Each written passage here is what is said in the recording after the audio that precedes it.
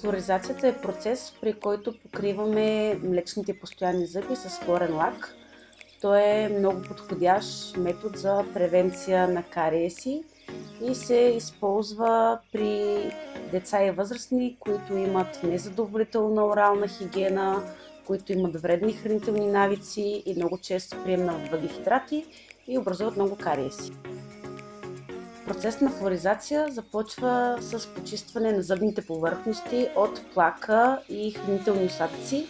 Важното е тук, че използваме паста, която не съдържа никакъв флуор.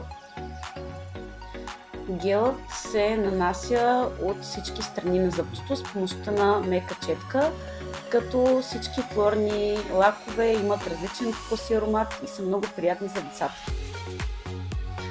След като сме нанесли флуорния лак, има един период на изчакване между 3 и 5 минути, за да може той да засъхне по повърхността на зъбите.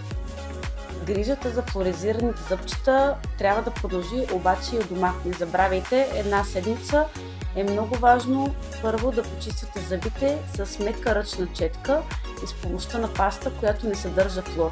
Също така, моля, не консумирайте нищо топло или лепкаво поне няколко часа след нанасянето на гела и намалете консумацията на сладки храни, също така на всички храни, които са по-лепкави, богати на въглехидрати.